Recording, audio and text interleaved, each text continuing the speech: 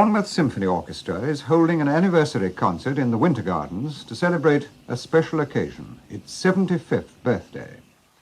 As a tribute to the achievements of the only major symphony orchestra in the South and West, Michael Vickers presents a portrait of the concert makers.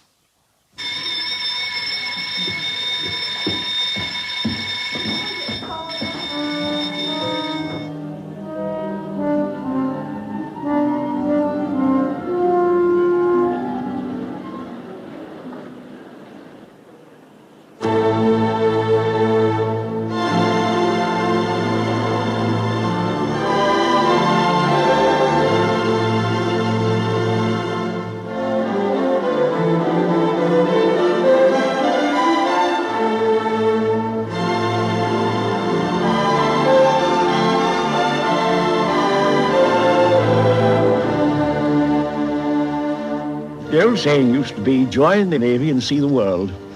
Nowadays, it's join the BSO and see the British Isles. The voice of Wally Tiller, orchestral manager of the Bournemouth Symphony Orchestra. And he should know. Certainly, the BSO travels the country more than most orchestras. Its reputation is high nationally and internationally.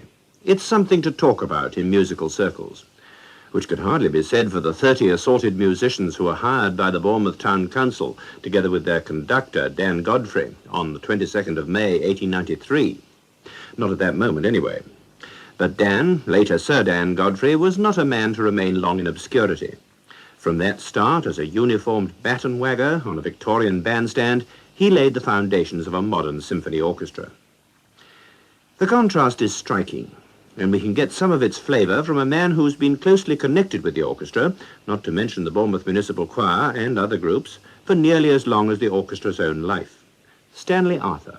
The orchestra then consisted of between 30 and 40 players, and they performed on a stage in what was originally a building for tropical gardens, and there were concerts given there every night in the week.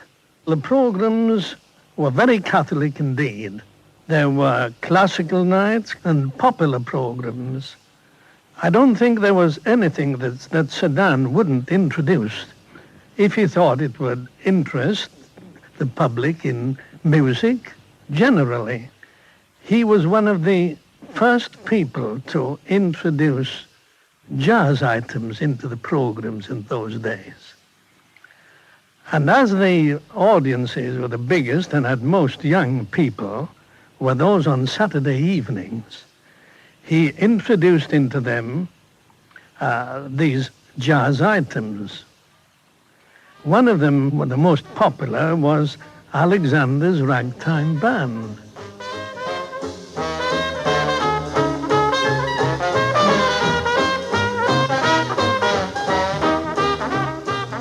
Not a work likely to be included in the orchestra's present repertoire, though in those days perhaps a better crowd puller than Tchaikovsky's Fifth Symphony.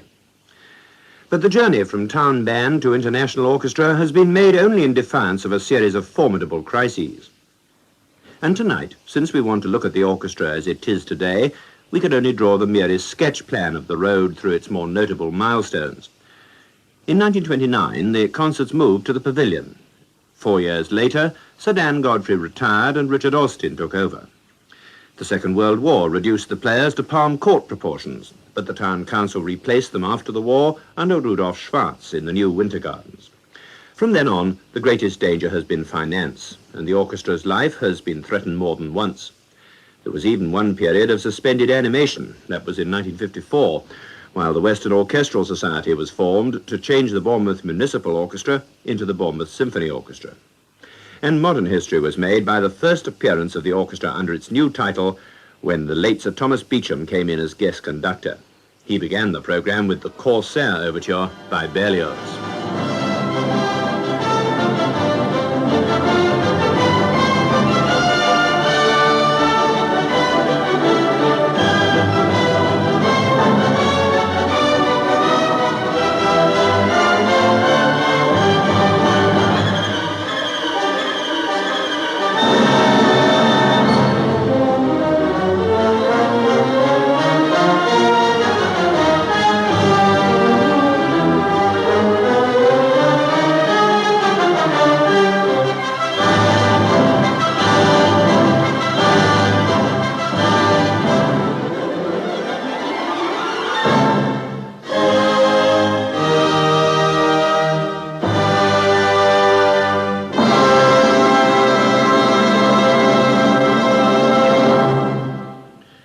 tremendously exciting work, which left the orchestra limp with exhaustion, while Sir Thomas retained his usual cool appearance.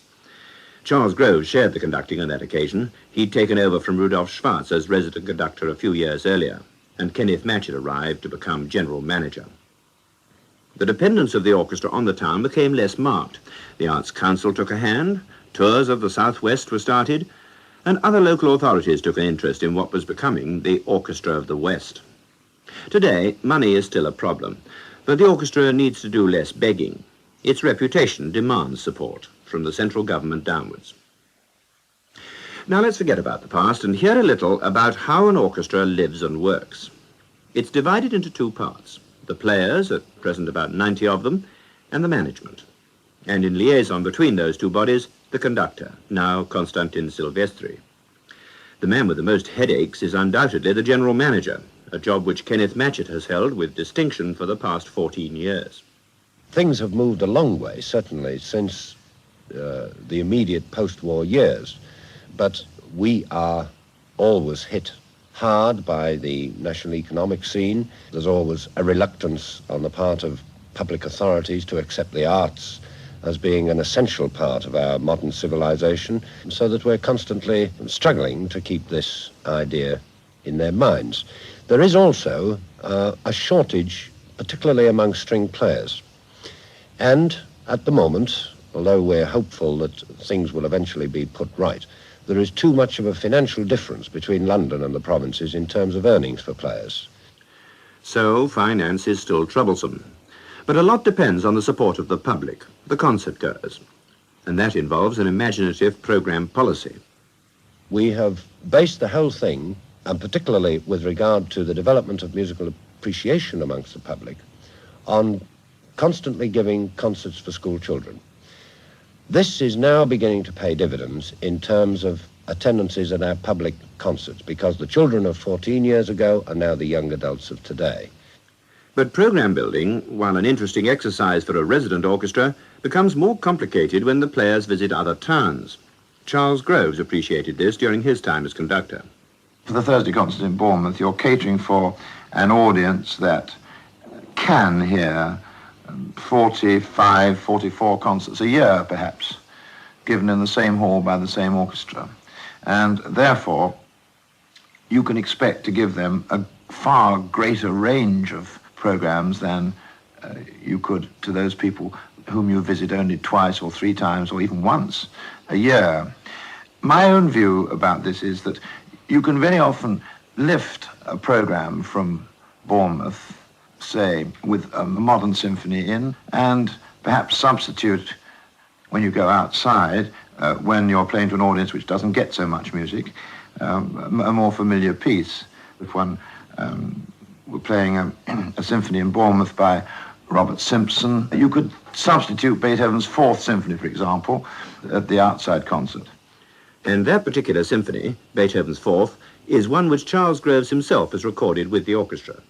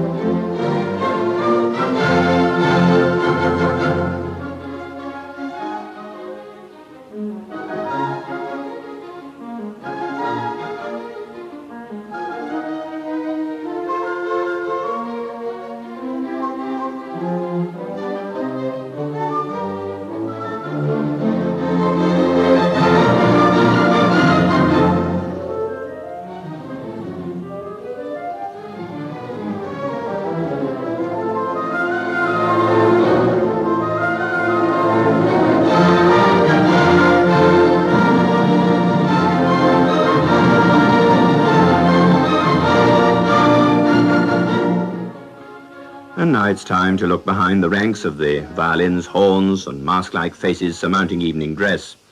Like every other organization, a symphony orchestra has its mundane routine problems, especially for the orchestral manager, Wally Tiller. It is left to me to see that every musician is in his place at the proper time. Now, you can imagine that we're have problems from time to time. I've had a major problem this morning. I've been on the telephone for 1 solid hour, ringing London to try and get a trombonist to take the place of our own principal trombonist who has suddenly gone ill. I have to keep a register of the number of hours that each player does. Now, I have to keep a continual eye on the size of the orchestra. Are the trombones there? Are the horns there? How many trumpets are required in that number? And I have to mark them down for the number of hours which they do. Wally Tiller has a lot of experience at this sort of thing. He was once a player himself. Now he has to keep the others towing the line, and he finds that punctuality is not one of their strongest points. It's he who takes the orchestra on its journeys to distant concerts. The old saying used to be, join the army or the navy and see the world. Nowadays, it's join the BSO and see the British Isles. Recently, we've covered the country from Newcastle on Tyne down as far as Plymouth. And in the course of the year, we do 20,000 miles traveling by coach everywhere. The schedule for traveling is a very, very tight one. We may leave Bournemouth at 9 o'clock in the morning and due to be 140 or 150 miles away for a rehearsal at 2 o'clock in the afternoon. And we set off all in good spirits, but by, say, 11 o'clock, I have members of the orchestra saying, what about a coffee stop? And I say, well, all right, we will at the first place, but we must keep it as short as we can, otherwise we shan't be in Plymouth. And, of course, we're faced with those difficulties the whole time. But if the management has to watch the time, hire the transport and pay the bills, the player's main concern is with the music itself. And we find them, not as we might imagine, dreaming all day of haunting harmonies and exquisite arpeggios, but thinking seriously of their performances as a job of work, just like an architect or a toolmaker. And their foreman, as it were, is the leader, the principal first violin, who in Haydn's day would also have been the conductor. In Bournemouth, he's a Canadian, Gerald Jarvis. He thinks the leader's job depends very much on the man who holds it. For me, it's being a liaison between the orchestra and the management, and a certain amount of personnel responsibilities, of choice of personnel as far as string players are concerned, and the arduous task of desperately trying to get all the bows going the right way at the same time. Obviously, one hopes that one is the best player if you're the leader of the orchestra. I mean, you're in a rather difficult situation if you're not. Let's face it, it's like anything else. If you have to tell somebody else how to do it, how you think it should be done, then I suppose respect for your ability is essential. Whereas in the old days, I mean, because you were the leader, because you were the principal, because you were the conductor, everybody had to do it. But now the standard of orchestral playing is so much higher than it's ever been before that an orchestra is a pretty potent piece of machinery in front of a conductor, and a conductor has a great deal more respect for it now than he has had, or the leader, if you like. Every orchestral player has his own problems. The brass, for instance. Most composers use them sparingly. They may be playing for only half the time the strings are in action. Rodney Senior, who comes from Salisbury, is Bournemouth's principal trumpet. The problem there is, of course, counting and making sure that you're going to come in at the right place. If it's a particularly warm evening and we're free in the second movement of a piano concerto, it's very difficult to keep awake. If it happens to be very hot, then it becomes very hard to blow, and the lips tend to swell up. Then one has to be extremely careful from the accuracy point of view. Or there's the double bass player, whose instrument offers the same hazards of transport as those facing a zookeeper with a giraffe, especially if she's a young girl like Bernadette Hume. At first I couldn't get it upstairs very easily, but I've learnt that I balance it on my hips now and lean the neck behind my neck. Very uncomfortable, it sounds. Musicians, of course, keep strange hours, and when two of them marry, one wonders how the children get on. Alan Dancy, a viola player, married a professional musician. I think there are times, actually, when they wish that we did something where we were more reliable, you know, we would be home at the weekends and that sort of thing. Talking of families, you might think that an orchestra itself is apt to become one big family, happy or otherwise. Well, is it? Rodney Haig, the timpanist. With a group of people of 80 and over, it's rather difficult to become in the family in the way of conversation and getting together for a cup of coffee.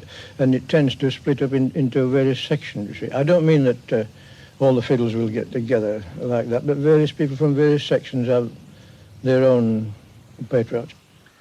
And what do they think of their audiences? Are they too concerned with their performance to worry about them, or do they watch them for signs of approval? I don't think one watches the audience as much as the atmosphere from the audience. One's affected by that. If one listens to their applause or the way they respond to the music, but then one can't really tell by their applause whether they are a good audience or not. Then there's the question of pleasing the conductor. Not just the resident conductor, but any guest celebrities who may turn up. I think that the degree of success from an orchestral musician is his ability to play as somebody else wants him to. A soloist, for example, gives his interpretation. We have many conductors, and always we have to do something different for each conductor. And the degree of success that one enjoys is to be able to do as they want you to. And when they're neither rehearsing nor performing, is the music forgotten? From a principal's point of view, it's very difficult to switch off when one goes home. If there's a difficult program in the evening, the whole day is spent thinking about it. You just can't get it out of your mind. Of course, the whole family is affected by this. When I first joined the orchestra, it used to pile up. I used to worry about it before, I used to worry about it afterwards, and then before I knew where I was, the next concert was on me again, and it used to pile up until I realized it was stupid worrying about it afterwards, but I couldn't stop worrying about it before. It's not possible not to take it home. If you've had an enormously successful evening personally or as an orchestra, then you go home, it's marvelous. If it's been a disaster, everybody suffers. And yet they do manage sometimes to forget music. Like anyone else, an orchestral player has outside interests. My greatest hobby is astrology and palmistry. In the summertime, I like to do a bit of cycling when the weather's good enough. There's the boat, where husband loves boating, and they seem to be very keen on that, and they all go swimming together. Flying was my great hobby, but that became too expensive, so I had to give that up. As a single girl, the orchestra is my life. It doesn't worry me. I think it's different for a married person. Talk about the orchestra, meetings with the management, talk about the orchestra, and 2 little girls. So apart from his family, the leader seems to find it more difficult than the others to get away from his work. The conductor, Constantin Silvestri, thinks about it all the time. The job of orchestra, in this case, the Bournemouth, is to join an orchestra where you have the feeling that the orchestra answers with the same interest to produce the best in this way, what is a music, what is a job of every musician in the orchestra. Mr. Silvestri, who comes from Romania, finds it difficult to express himself in English, though he certainly makes his ideas very clear to the players. Charles Groves spent 10 years with the orchestra. The relationship of a resident conductor with his orchestra is an extremely difficult one for both sides. Just to take a small point, over a period of time, an orchestra will pretty well know what a conductor is going to say, for one thing, because all of us have our cliches, and this is a thing which can be vastly irritating after a time. They know that he's going to deal with a certain problem in a certain way and with certain words. The conductor, on the other hand, knows the idiosyncrasies of his players very soon. He knows what he can expect from a certain principal player, for example, or from a section. There are all sorts of tensions of this sort. You see, playing music, particularly as to the principal players, your principal oboe, principal horn, principal flute, etc., you expect to find in those positions a man or woman of artistry. And the resident conductor's job, I think, is to let them go to the limit of what they can do always. A guest conductor may come in and be very hard on a certain player and want him to play a solo phrase exactly as he, the conductor, wants it. But this seems to me to require much more tact and much more understanding vis-à-vis the resident conductor in the orchestra. I used to try and identify myself with the joys and sorrows of the players, their private predicaments and their domestic problems and so on. But I feel, having done it for a long time now, that on the whole, the players prefer it if the conductor is just the conductor, and they only have to meet him and satisfy him on those grounds, rather than have to meet him too much socially and try and understand his problems. Because really, the trouble is that everybody's got problems, and in an orchestra, each individual musician has his problems. He's not particularly concerned with anybody else's, and least of all with the conductors. But in the end, it all adds up to the end product of music. Musicians may appear to be more temperamental than other people, to worry more, to let loose more emotions. This may or may not be so. With the average orchestral player, it usually isn't. But if any temperament is there, it all goes when it comes to the concert or recording.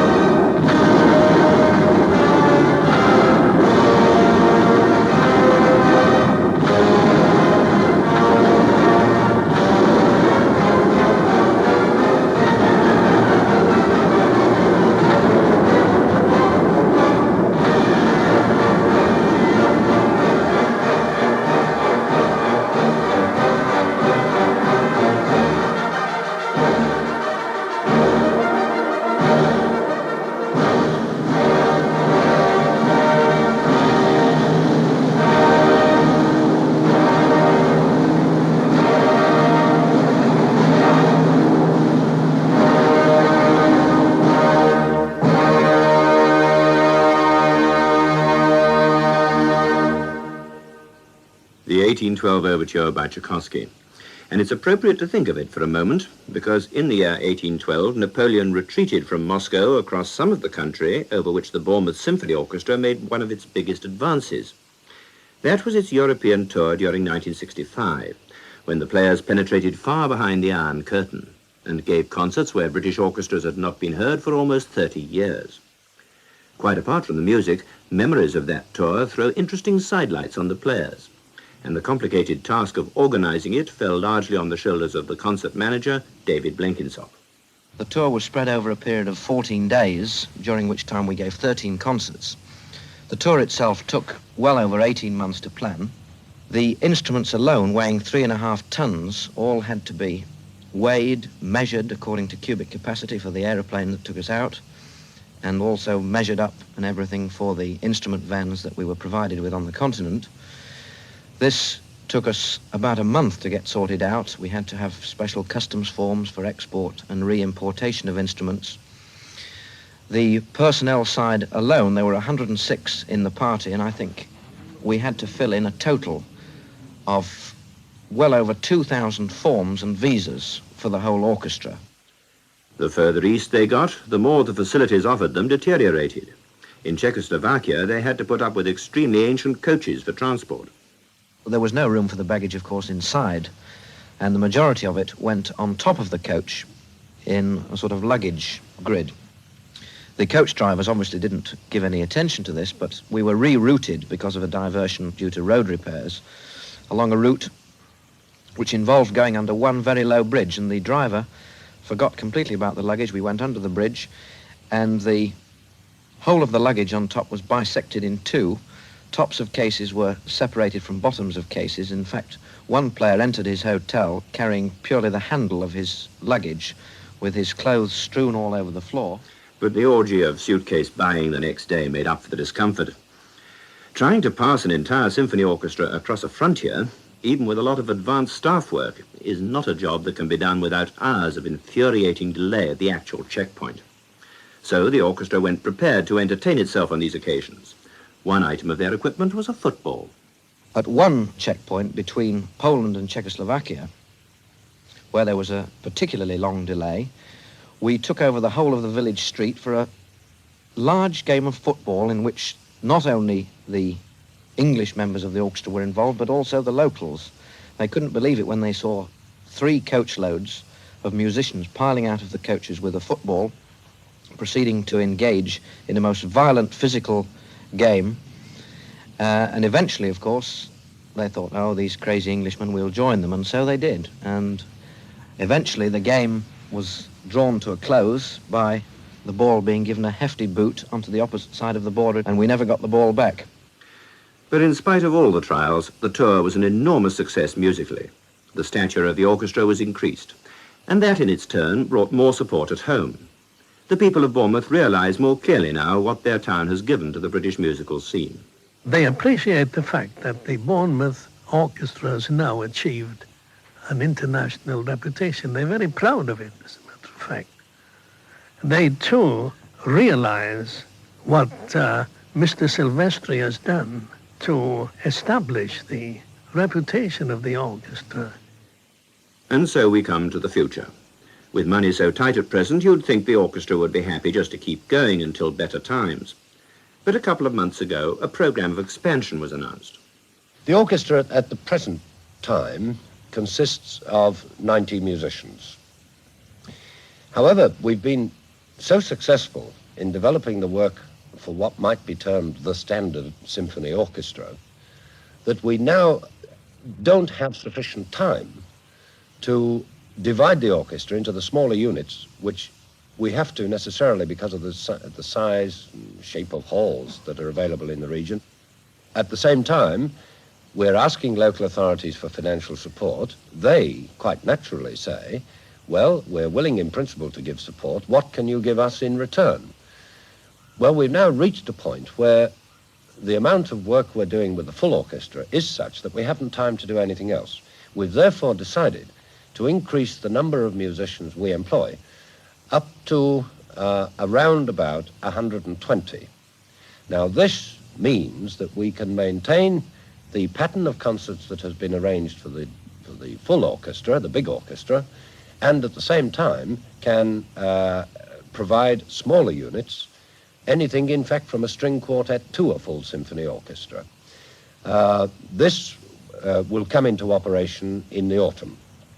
And so the range is widening, and the concert makers of Bournemouth will find themselves playing chamber music in a remote Cornish school hall on one day, while the next they'll be displaying the rich orchestration of Tchaikovsky in a packed and enthusiastic concert hall.